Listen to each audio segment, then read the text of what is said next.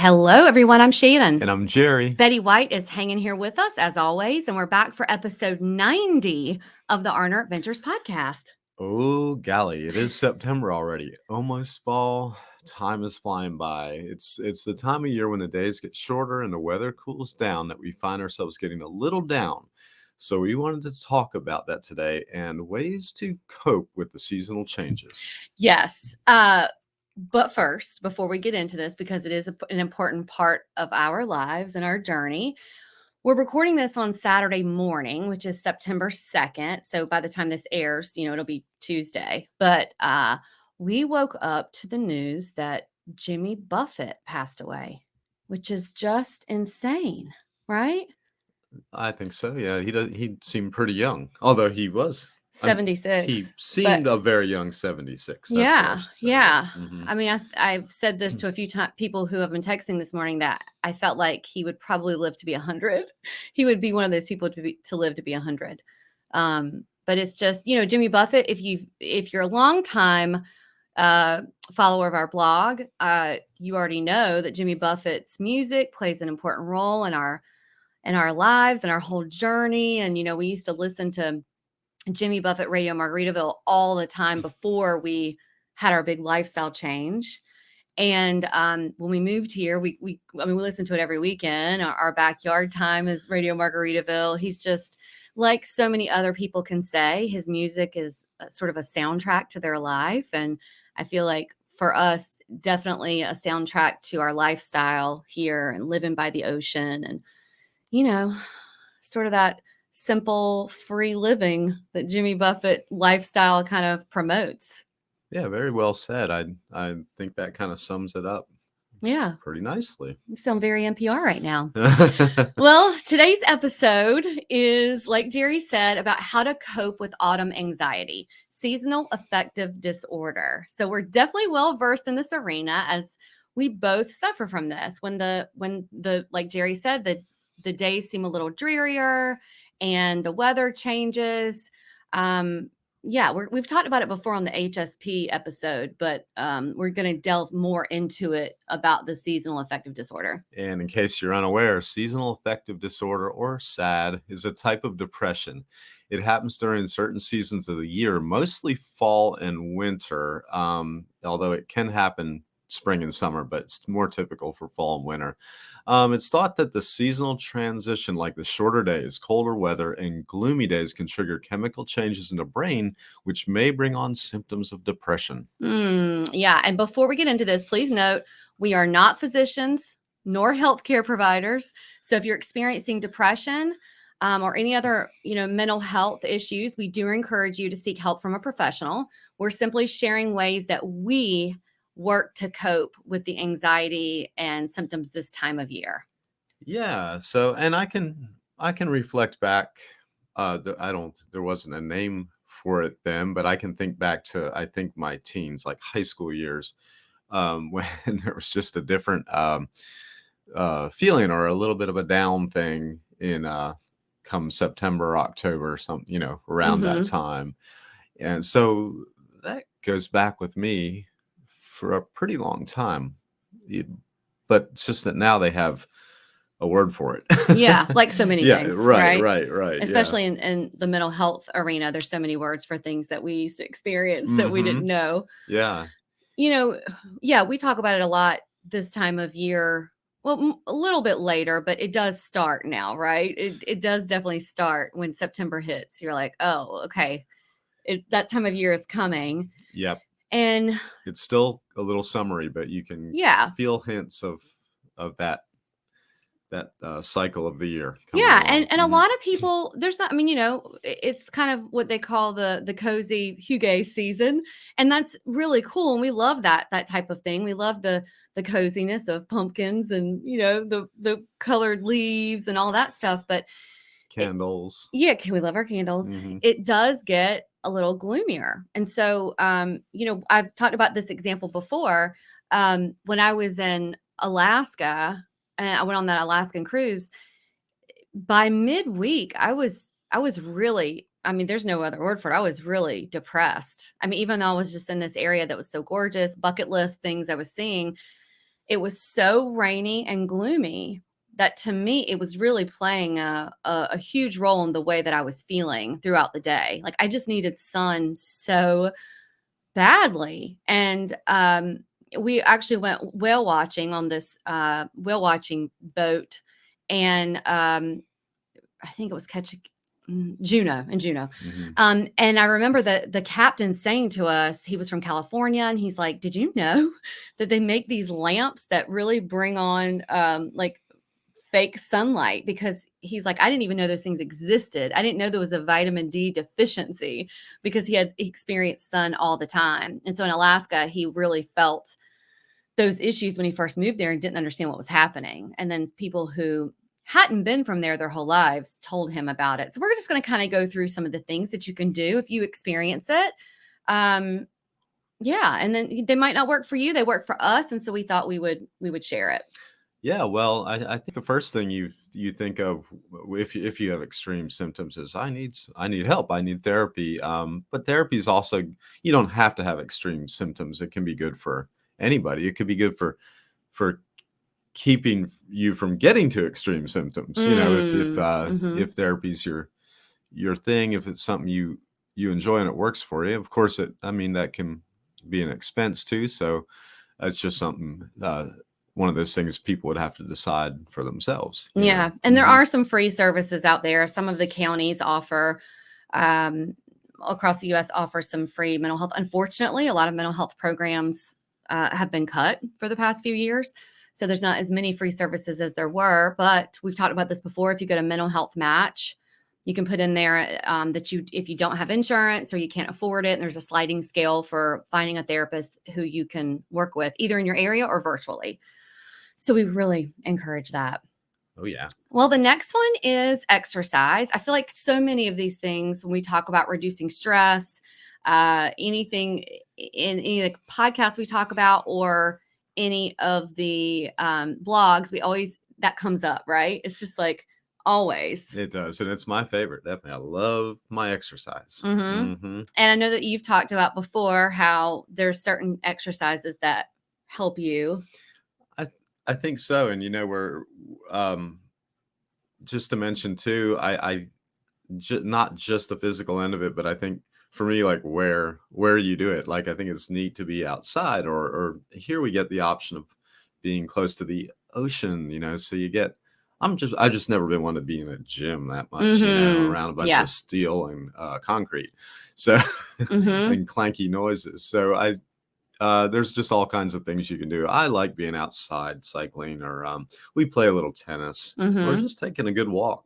Yeah. Hmm. And like you said, when you take walks in nature, even though it is the time of year that things quote unquote are dying in nature, there's plenty of color, especially like in the winter. You can find color. You know, of course, yeah, we do live by the ocean, so we can find some ocean blues. But if you just take a walk in the forest or anywhere in winter, you can find a bit of color, you know, Well, and I here and think the there. mornings are little more optimal this time of year too. The mornings are really neat for just, yeah. I mean, yeah, fall things are dying, but the morning colors and the crisp air, Mm-hmm. that's essential. Well, Hmm. speaking of morning, Speaking of mornings, yeah.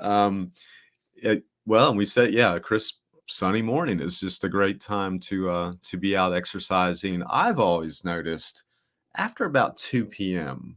in the fall, and especially winter, you can really sort of feel that day just sort of uh, going towards you're getting closer to the end of the day. yeah, Whereas 2 p.m. in the summer, it's like the height of the sun, you know, and it's bright and sunny. But after yeah. about 2 p.m. in the fall and winter, uh, I like my morning early half of the day in the fall, winter. Let's put it that Mhm. way. You know, even this morning we were saying, Betty, we didn't have to get up early, but Betty got Uh, us up at 6, and we're just like, "Oh my god, the alarm's not even on, Betty." mhm. But we just said it makes us feel so much better when we do get up and sort of just go ahead and enjoy the morning hours. Rather, Mhm. even if you sleep if we sleep till like 8 or even a little bit later, you just start feeling like, oh, we feel that way. We're just like, what?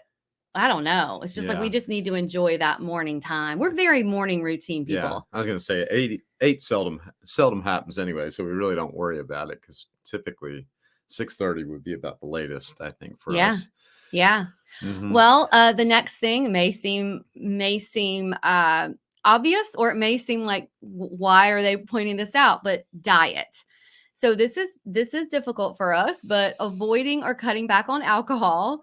We do love to have, especially when it starts cooling down a little bit, more porch time, because Yeah. here in the South, the mosquitoes aren't eating us as much, and Mhm. it's nice to just sort of have some warmer clothes and just sit on the porch, and Yeah. or even out back by the fire pit. It's just really nice, and it's nice to pair a glass of wine with that, or a beer. And Mhm. if you just cut back on it, it's a known depressant, alcohol is. Mhm. So why add the negative, depressing chemical to you when if you're already experiencing something like that? If you're already susceptible, yeah, it Yeah. is something you got to keep an eye on. Yeah. And also That's for getting sure. getting the proper nutrition, eating your greens. And Uh-huh.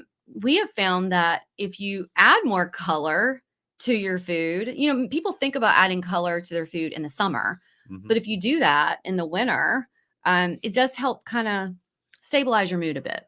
Yeah, it sure does. And in a faster paced lifestyle, it's easier to grab just whatever you need because you're hungry, so you don't think out your meals as good. So Yeah. it is something to pay attention to if you're in some hurried days, that you're Hmm. not just grabbing away at anything. Yeah, Hmm. that's true. Hmm.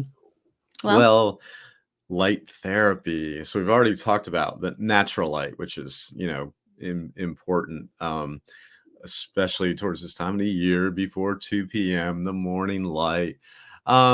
You can't always get that. There's a thing called a happy lamp or a happy light, yeah. and it's a lamp you can buy. It's for light therapy, and it's when you can't get your natural sunlight. Yeah, I Hmm. have one that, on rainy days in the summer, I pull it out. I do use it a lot in the winter. It's small. I have it here on my desk, and I'll actually link it down in the show notes. Super affordable, and it really does help. It sort of brings on some light that does feel a little bit like sunlight. Hmm. Um, so I don't know. I think that there's some studies that prove how light therapy really helps, but it's an easy way that if you're just looking for a simple change, you can just bring in that little lamp. And or you can go larger. There's plenty of larger ones if you want to do your whole house with them. I know that there's certain bulbs that are the same, that you can shop for, but we'll link the my little happy lamp down in the show In the notes. show notes, yeah. And I Mhm. have talked to a few people personally who have used those and felt that they helped. Hmm. Okay. Yeah. Oh, so the next one is setting boundaries and priorities. Ooh, we talk about boundaries a lot. It's something that I struggle with a lot. And Me too. Me too. okay, Hmm. that actually makes me feel better that you said that, Right. because I Well, don't feel like you do struggle with it. oh, But I think I do a little bit. I think I'm a little bit of a people pleaser. And when you're that, if you have those tendencies, you might tend to just want to please somebody and uh, mhm. let down your boundaries and not Yeah, think about what you need to do for yourself first yeah. to be your best self. So Hmm. especially all times of year, but especially if you are experiencing symptoms from seasonal affective disorder, really hone in on setting your boundaries and your priorities of self-care ahead of all else. I just had this conversation yesterday, I think, with someone where I was saying how I've worked so hard to get to a place where my life has, kind of runs like a well-oiled machine. Like I'm very routine, very regimented. And when things sort of veer out of that and I allow a disruption of that, it really affects me.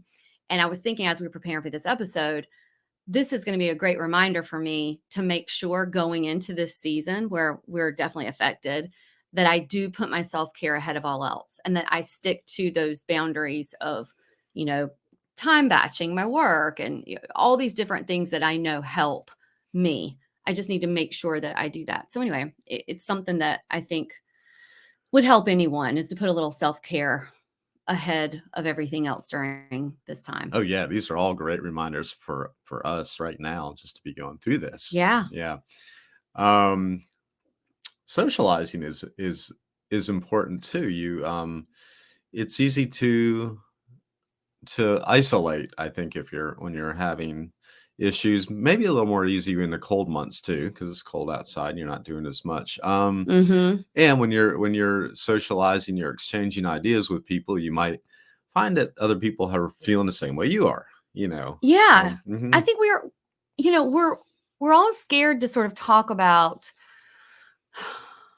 especially depression. We've talked Mhm. about this in other episodes that anxiety is really quick to come up in conversation. Oh, I'm feeling so anxious. Oh, I have so much anxiety. But very rare do you hear someone saying, you know what, I'm really experiencing some depression. And I think if we talk about that and we normalize that more, I think we would find that other people would say, I'm sort of feeling that way lately. I am too. But, you do hear people saying, I have the blahs, or, Mhm. I'm just feeling kind of grumpy or down. I'm not sure why. But yeah, I mean, it doesn't matter how you say it. If you just want to talk about it, I think that you will find that there's some other people who do struggle this time of year, Yeah. Yeah, you know? definitely. I mean, Yeah. it's very common. Oh, it is. Yeah. It's not just from recordings from the 1940s, the blues, it's everyday life. Although there's some great stuff that came out of that. I also, when you were talking about isolation, especially in the winter, I think COVID really made it where we sort of became a little more accustomed to isolation. Some people, when soon the gates opened, but when restrictions lifted, they felt like, oh my gosh, I just have to go out gangbusters and just get involved with everyone. Yeah. But I've talked about before, I was very social pre COVID. And something sort of shifted with COVID that I was like, I just kind of enjoy my space. I enjoy my alone time. I enjoy us kind of having this bubble here. There was something, I don't know, really good about that time for me, but also I could see how it affected me socially. I am better about it now than I was like last year. But yeah, I think talking in your social circles or getting out and socializing, especially in the winter, is good. It So it's a is. good Yeah. point. Mhm. Well, with that being said, do things that make you feel good. So you may not realize it if you're not someone who regularly volunteers or even volunteers a couple times a year.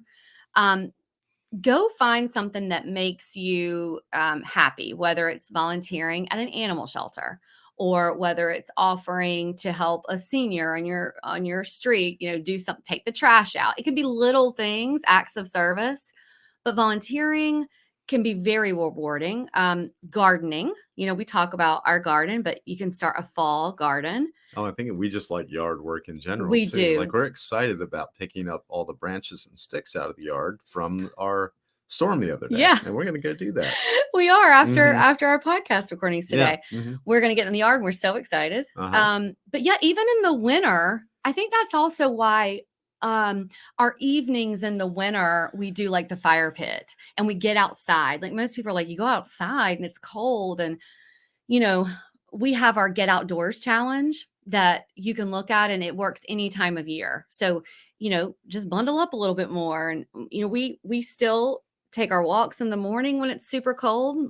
The older I get, the more my hands feel it. Yeah. Um, but I think, yeah, getting outside, it really, really is really helpful. Go see a movie, find some friends and Mhm. go to a wine tasting, but don't do too much because it's a depressant. Yeah. But go Yeah. find things to do that Uh-huh. make you feel good, Yeah. that are not harmful. Movies used to be one of my favorite events, but Me that's not too. something we often do. Well, we did them back in Raleigh because there were some independent movie theaters, Yeah, I don't and think there's any indie film theaters here, but even a regular theater, we haven't been since no, post-COVID. nuh-uh. But I've never really liked the huge multiplex theaters too Yeah. much. I like an older small movie theater. Yeah. So there's not Yeah. that here, but if you have one in your area, utilize it. Yeah. Hmm. Well, why don't you talk about melatonin? Because you've read a lot about that, and I think that I wanted you to talk about it.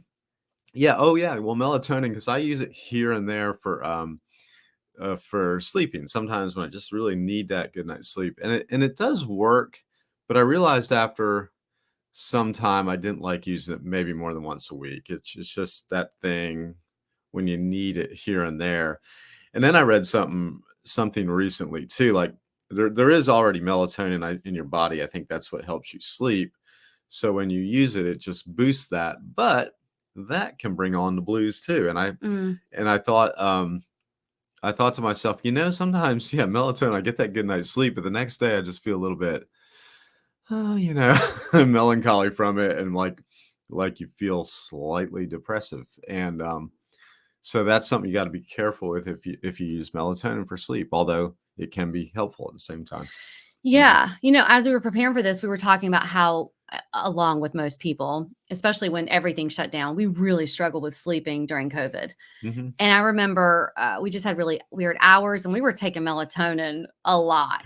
And now that I'm thinking about it, it probably did not help our mood the next day, because if you're already kind of struggling with the situation, and then you're taking melatonin, but it was new to us at the time, so we really didn't know much of anything. And you had to kind of gauge how much we needed to take and all that. Like, you take a lot less than I take. Oh, yeah. So I just tend to be med sensitive a little bit anyway, and Shannon is not. Yeah. Well, so yeah, those are little bite-sized things that we hope help. Remember, it's a marathon, not a sprint. So be gentle with yourself. I have to remind myself of that all the time, that I need to be more gentle with myself, give myself some grace, and that baby steps are great. It's good to take baby steps, and as long as you're moving forward with getting better about something, or in a positive direction, that's really what matters. It's not the destination, it's the journey. That's right. Well, you can apply that to just about anything. It's all about the adventure. Right. Adventure, the journey. Well, we hope this helped you learn more about how to cope with autumn winter blues. I know it was all a great reminder for us sitting here talking about it to you. And the autumn winter blues are, of course, seasonal affective disorder, also known as SAD. And if you want to know more about HSP, which we talked about a little bit, highly sensitive, if you're a highly sensitive person, that's where we sort of talked about some of these things also in another episode. We're going to link that down the show notes. The episode, we're going to put an HSP quiz. We have a toolkit for maneuvering as an HSP. All that's linked down in the show notes. And it's very useful stuff. They say about 15 to 20% of the population might be considered an HSP, highly sensitive person. Although I think it's a bit of a spectrum, so that's debatable. Because I have HSP tendencies, but just with certain things. But and if you don't know, the whole reason we're talking about HSP is that anyone can experience these things, but if you're an HSP, I guess it tends to be more of an issue. It's a trait that's just a personality trait like so many others, but it's a specific trait that 15 to 20% of the population appear to have. And it's really interesting stuff too. So just settle in, and as Jimmy Buffett would say, breathe in, breathe out, move on. Oh, I like that. Me too.